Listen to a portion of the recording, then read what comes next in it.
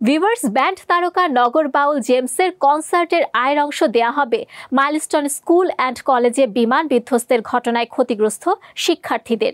এদিকে godfather of heavy metal খ্যাত black Sabbath ব্যান্ডের কিংবদন্তি গায়ক অজি অসবর্নের মৃত্যুশূন্যতায় ব্যথিত বিশ্বের অগণিত সঙ্গীতপ্রেমী ও সঙ্গীত শিল্পী।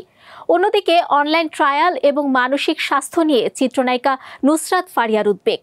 সো ভিউয়ার্স, শোবিজ স্টার গসিপে দেখে নেব আজকের তারকার ফিসফাস।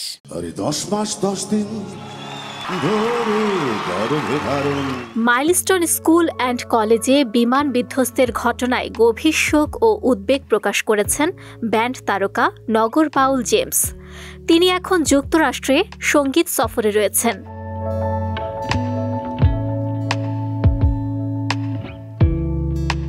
সেখানে জেমসকে নিয়ে কনসার্টের আয়োজকেরা জানিয়েছেন, ফিলাডেলফিয়ার কনসার্টের টিকিট বিক্রির টাকা থেকে অংশবিশেষ দেয়া হবে এ দুর্ঘটনায় ক্ষতিগ্রস্ত শিক্ষার্থীদের কল্যাণে। এদিকে বিমান দুর্ঘটনায় শোক প্রকাশ করে নগর বাউল জেমসের ফেসবুক পেজে একটি বিবৃতি দেয়া হয়েছে।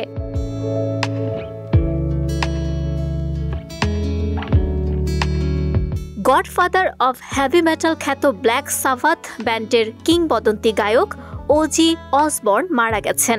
তার মৃত্যু শূন্যতায় ব্যথিত বিশ্বের অগণিত সঙ্গীতপ্রেমী ও সঙ্গীত শিল্পী।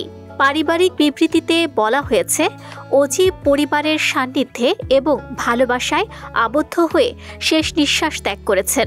এই সময়ে আমরা সবার কাছে আমাদের গোপনীয়তা রক্ষার অনুরোধ জানাচ্ছি।